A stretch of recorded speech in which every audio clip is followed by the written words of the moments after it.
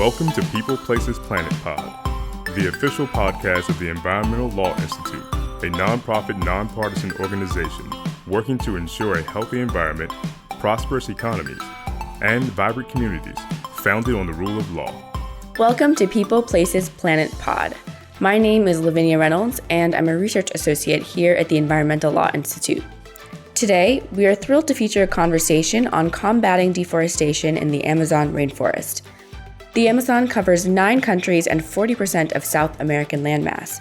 Indigenous populations, loggers, miners, and farmers rely on the forest for the resources that it provides.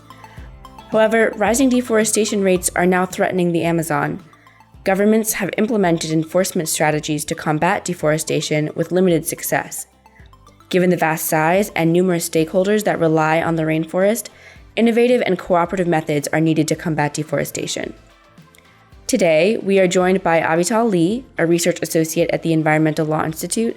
We are also joined by policing and judicial reform expert Mark Ungar. Mark Ungar is a professor of political science at the Brooklyn College and the Graduate Center, and a professor at the CUNY Criminal Justice Doctoral Program. He has written and edited numerous books and articles on judicial reform, citizen security, and policing. Professor Ungar is an advisor to the United Nations, the Inter-American Development Bank, and the governments of Argentina, Bolivia, Honduras, and Mexico. In 2011, he was elected to the Inter-American Institute of Human Rights, the investigative body for the Inter-American legal system. He was also a fellow at the Woodrow Wilson International Center for Scholars in Washington, D.C. Thank you so much to Avi and Professor Ungar for joining us in conversation today. Without further ado, let's jump right into this conversation. Great. Thank you so much, Lavinia. We're really happy to be here. Mark, why don't we start with giving a little bit of an introduction to you and your work and maybe how you got into this field? Sure. I'm a professor at the City University of New York, and I have been working for the past 30 years in security reform, working to help police become more accountable and focus on human rights in Latin America. And over the past 15 years, I moved into the area of environmental policing, working with police in the Amazon basin in Central America to improve their enforcement of environmental law against environmental violations that are rampant throughout the region. I worked on a big project with the Inter-American Development Bank to assess the new police forces, the new prosecutors that were being developed in the region. So about 10 years ago, this was a very new development in Latin America, one that countries were finally putting institutional support behind. And so with the Inter-American Development Bank, we did this report that led to a book in 2017 about environmental enforcement. The main trends in the problems of deforestation in Amazon have gotten worse over the past 10 years. They were improving after the turn of the century, after 2000, 2005, but since about 2010, they've gone up in nearly every single country, doubling in some cases. And the reason for that is logging, not only for timber and for clearing land for cattle, but also for mining, particularly gold mining, wildlife trafficking, clearing for palm oil, which is an extremely lucrative crop and sold throughout the legal market, and more on narcotics. So the drug cartels that have been forced out of many areas have been moved into the Amazon and are cultivating cocaine in some of the nature reserves. So these seem to be just a huge web of interconnected and sort of overlapping challenges. Can you describe some of the current actions, policies, or plans that are being implemented right now to attempt to combat the deforestation and illegal logging and criminal activity that are associated with all of these sort of challenges that you just named? Yeah. There's a lot of really great efforts and effective strategies that have been in place for a while and that have proven effective, that are now being stepped up and refined throughout the region. One, which is very important, is having separate reserves, protected areas for indigenous people, for complete uh, prohibition of economic activities. So areas that are reserved in different statuses in the region. A second really important strategy is satellite monitoring. So with the improvement of GPS and technology, there's been a huge boom in the ability to have real-time monitoring over forest fires, over clearing of land, over deforestation, and other economic activity that's destroying the Amazon. And a lot of those images we've become familiar with in the this year's 2019's fires in the Brazilian Amazon. A third step being taken is better economic development, sustainability. A really good example is Mato Grosso, which is a state in Brazil, which is notorious for mass cattle ranching soy. The new governor, Mauro Mendes, is committed to having a sustainable agriculture. So even at large scale, there's been a push in many regions for sustainable economic development. Another approach which has been very effective is better citizen inclusion. So in many places there are citizen patrols, like in Ecuador and Suriname. People are given instruments. In some parts of Brazil, for example, these they're sort of like cell phones in which native communities can report anonymously any kind of logging or fires that they see directly to the prosecutor's office. So better citizen inclusion. And finally, it's the RED Plus program. And this is one reason why deforestation had been tackled successfully about 20 years ago. This is a UN program called Reducing Emissions from Deforestation and Degradation to provide economic incentives for conservation, sustainable management, improving forest carbon stocks. So basically international money to help countries sustain some of their forest areas. And then finally, I would mention is a slow but steady improvement in legal reform and legislation. So for example, one big problem is that a lot of land is unclear who owns it. The property is not under any particular name, and therefore it's very easy for people to invade land, take it over, use it for clear cutting. And so property rights legislation.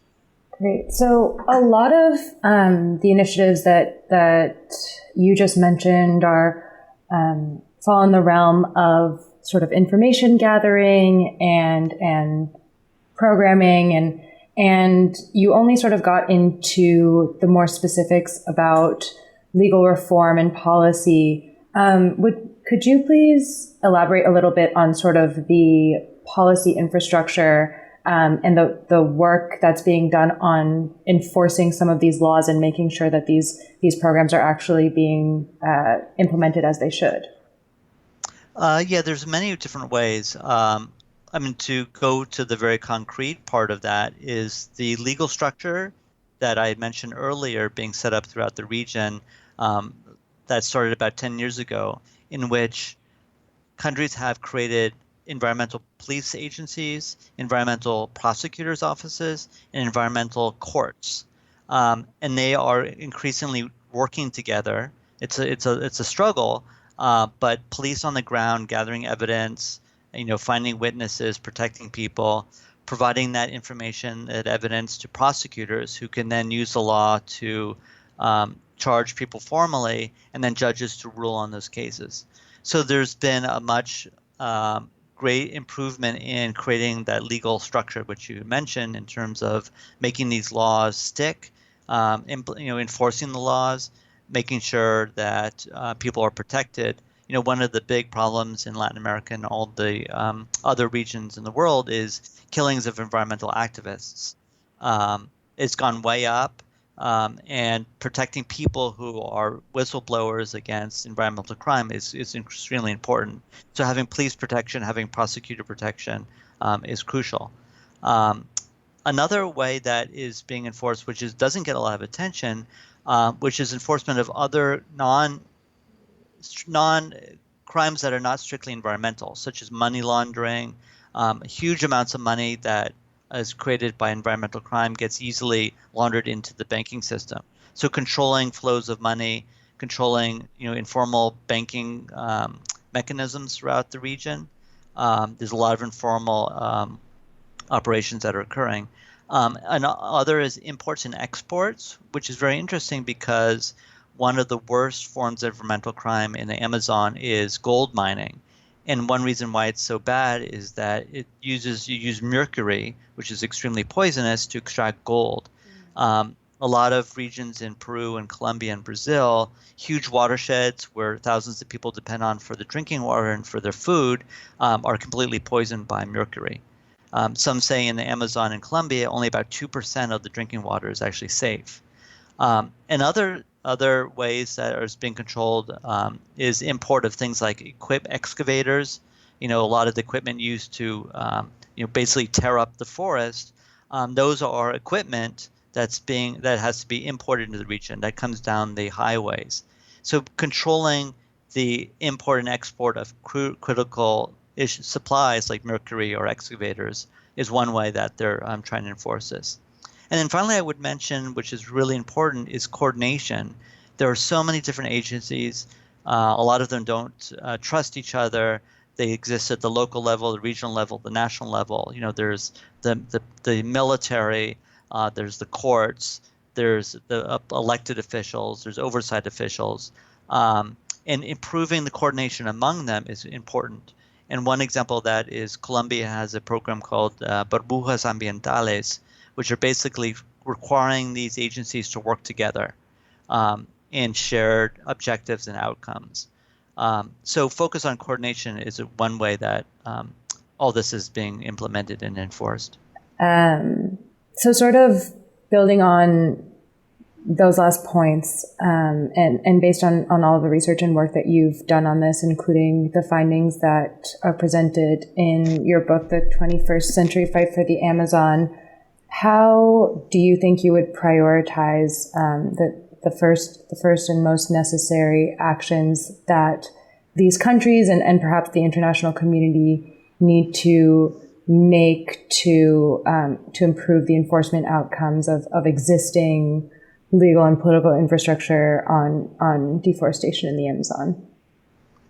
I guess there are many levels to that, and many obviously very challenges and tasks that need to be taken care of.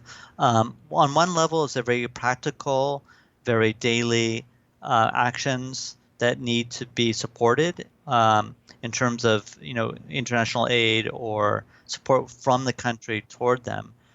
So, for example, training for police, better police operations. A lot of places in Colombia, for example, the environmental police aren't allowed to go because of safety reasons. So, for example, I was in a region in southern Peru, in Madre de Dios, which is under a state of emergency because of uncontrolled gold mining. And the police would come in and have these massive raids, and the gold miners would just flee to other regions of the area and start their gold mining over again. So better training for police, more consistent operations by the police that have long-term effectiveness, better resources. So one, it's amazing that there's a lack of laboratories in some of these regions. So when there's the police or prosecutors want to test water for contamination, they often have to send it back to the capital. And then it could take months before it comes back. So there's the basic equipment, basic needs that they have to operate don't exist. They don't have boats. They don't have trucks. In Bolivia, the environmental police has to borrow trucks from the SPCA, sort of the Animal Protection Agency. There's no judges. There's no prosecutors. In one region in Peru, which is about the size of New York State, there's one judge to handle all environmental crime. So basically supporting, resources, operations, training, monitoring roads. One of the huge problems is that countries like Brazil and Bolivia and Peru have cut the forests with these massive highways, a lot of them to get, soy and exports cattle to the Pacific Ocean, for the booming trade with China. And because those roads allow for other people to kind of carve out secondary roads, you see this sort of fishbone pattern in which people have more and more access to the area. And there's no monitoring of that. There's no documentation of that. So better topography, better monitoring of that is one thing. So a lot of this is very technical. It seems very specific, but it all adds up to giving them the ability to carry out the operations and the structure that they've set up, but can't quite do the job that they should be doing. Mm-hmm. And it strikes me that a lot of these sort of proposals seem to be relatively simple or I guess maybe procedural. And I wonder how actually likely you think that it might be that either these will be actions that the international community might provide assistance or might prioritize assistance for, or that these countries themselves might recognize is an important need. I think it's important to maintain international attention. I mean, obviously there was great attention with the fires in Brazil, but that needs to be sustained. There needs to be a constant attention. And one really interesting example is Al Jazeera did a documentary on illegal gold logging from Peru, and they tracked the whole process of these woods being extracted and exported, following these wood down the Amazon River to Mexico and then to Texas, and all the companies that were involved in allowing this to occur. So for the international community to identify which companies, United States companies, there's a lot of, in Switzerland, for example, gold companies that buy illegal gold, beef companies that buy cattle that's not sustainable. Oil palm is huge. This is an extremely destructive crop. A lot of it's being cultivated illegally and it's destroying a lot of the environment and is being bought by major companies. So sort of not exactly money laundering, but sort of the integration of illegal crops, illegal and destructive activities into the legal market, timber, foods, etc. So having media attention to those kind of details, identifying who is responsible for those kind of actions, I think is hugely important. Similarly with money laundering, I will also say an important gap in the area which the international community can help with is the inter-border areas. There's a lot of distrust among the countries. There's a lot of conflict on the border, so particularly the border of Colombia and Venezuela. So providing drones, providing service to monitor those areas. There's actually an environmental police training camp in Brazil that they've been trying to get to have better regional cooperation. So the international community could do a lot in terms of the financial side, the corporate side, the media, the training, and pushing for cooperation among the countries as well.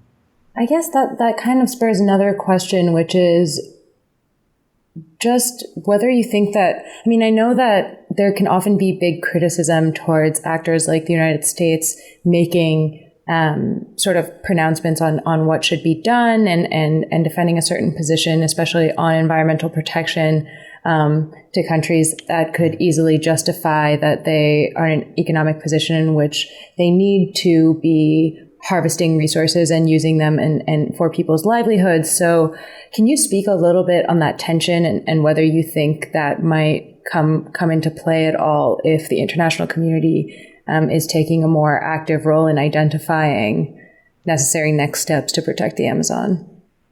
That's a really good question because there's so many different layers to that. And one reason why I like to talk about very concrete, specific, nonpartisan measures such as supporting police or money laundering is that it's a way for the international community to do things that are already being done, that have allies within the region that these countries want to do themselves. But you point to the larger question of economic development, and as a Latin America, someone who studies Latin American politics, there's a long history of the whole region being dependent on natural resources. One reason why the economy goes up and down is because prices of those goods goes up and down. So cattle, soy, etc. And it's a very precarious way to exist because of the differences, the changes in the international economy, and particularly, for example, the price of oil plummeting. has hurt the region drastically. And then with climate change, that's having much more of an impact and much damage on the ability for crops like soy and cattle, et cetera.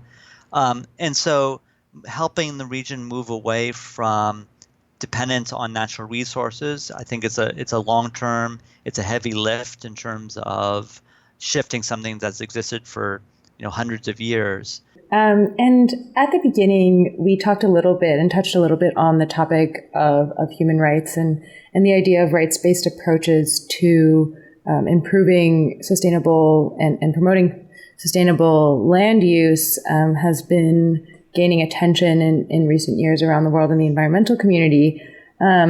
So I guess could you speak a little bit about how sort of land rights play into this issue and particularly indigenous land rights and indigenous human rights? Yeah, I mean, there's so many levels to that. And as I mentioned earlier, going to the question of the importance of reserves and having areas that are no-go zones for economic activity, having that physical separation to protect indigenous people. And Ecuador, for example, has a fairly good structure in which there are different levels where some forests where the indigenous groups want to have interaction, some where they don't want to have interaction. There are some forests that are called working forests, so they have certain levels of economic activity. And also economic activity that is sustainable and adaptable by indigenous people. So a really good example of that is castañas, which are known as Brazil nuts, sort of like acai, where they're highly sustainable, they're easy to cultivate, and they can be done at the local level by indigenous people.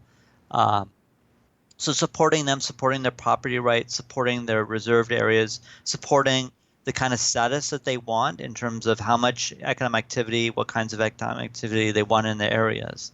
And another way to help them is also this development, which is known as green municipalities, which are, it sounds like a small town, but a lot of municipalities in Brazil, for example, are the size of small states in the United States. And a lot of them are adopting what they call the green approach, where they have at the local level sustainable agriculture, more ecotourism, things like that.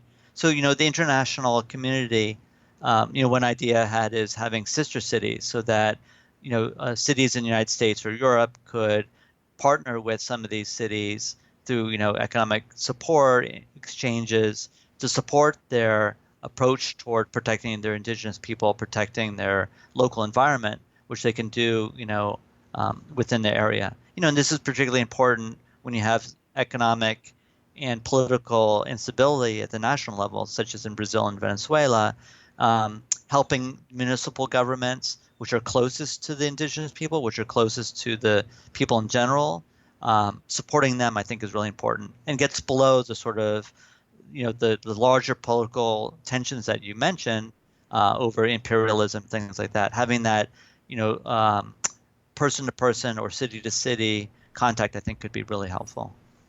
Great, thank you. And so one just last question. So as we kind of touched on earlier in the conversation, this issue has received a lot of international attention in recent months. We all saw the horrendous photos of the fires in the Amazon. What are a couple things that lay citizens who are not living in the Amazon basin, what are some actions that people who are concerned can take to help or to spread awareness about these challenges? I think the very ones that we are familiar with in terms of being educated, also being educated about companies. Who is it that's providing equipment to these areas? I'm always surprised when I go down there and I see Caterpillar, Volvo, major international firms whose equipment shouldn't be there because it's being used to destroy the rainforest. And also companies that are doing good. One surprising aspect of that is in Brazil, in Amazonas state, which is one of the states in the Brazilian Amazon, has had a low rate of deforestation, in part because Manaus, which is their main city, is a free trade zone. And so people, instead of, people are very poor, people are very desperate. Countries like Brazil and Bolivia encourage, populated cities and people to move into the rainforest. But instead of cutting down the trees, in Amazonas, they can get jobs in a factory. So Kawasaki, for example, Mitsubishi have operations there. So for people outside the rainforest to understand what the companies that are located in their countries do to harm or help, I think is really important. And also, finding out, we know all the great organizations that do work there, but maybe doing more research on what groups don't get a lot of attention, what groups are working, particularly as you mentioned, the importance of on-the-ground work with indigenous people. So, for example, there's a organization I work with in Colombia called Sinchi, which is the Amazon investigation group that helps indigenous people move away from cattle ranching to claim their property rights, to do the really specific steps that they need to protect themselves and to protect the environment. So there's a lot that we can do, but I think it requires our sustained attention. So I think we're at a really critical stage where sustained international attention can push us in that right direction. So I think that that's a great point to close on. So Mark, thank you once again so much for joining us for this episode. This topic is so important to me, and I really appreciate you sharing your expertise with us and our listeners today. Great. Thank you. Thank you for tuning in to People, Places, Planet Pod, brought to you by the Environmental Law Institute. We would like to hear from you, so please send us your questions, comments, and ideas to podcast@eli.org. And if you're interested in learning more about our work, attending one of our events, reading our publications, or becoming a member, please visit our website at www.eli.org.